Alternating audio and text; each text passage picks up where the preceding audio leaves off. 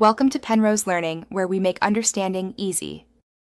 In this video, I will explain how to make delicious vegan paneer. First, gather your ingredients. You will need 6 cups of full-fat soy milk, which is crucial for richness. Also, have ready 1/4 cup of lemon juice or white vinegar to act as the curdling agent. Ensure you have a clean cheesecloth and a colander available, along with a heavy object like a can of food or a small pot for pressing. Begin by pouring 6 cups of full-fat soy milk into a large, heavy-bottomed pot.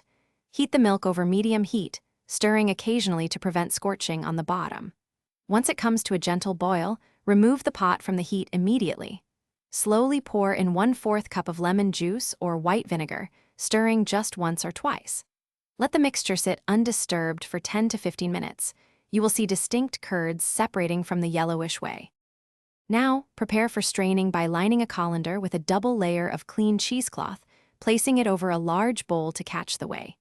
Carefully pour the curdled soy milk into the cheesecloth-lined colander. Allow the liquid to drain for several minutes.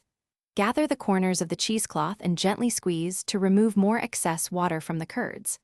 Form the curds into a neat block, then place a heavy object on top, pressing for at least 2 hours to achieve firmness.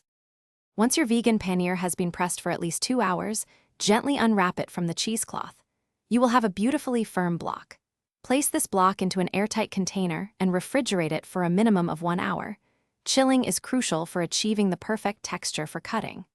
Your homemade vegan paneer is now ready to be used in your favorite recipes, whether it is diced into curries, crumbled into scrambles, or pan-fried until golden brown. Thanks for watching. If this was helpful, leave a like and consider subscribing. See you next time.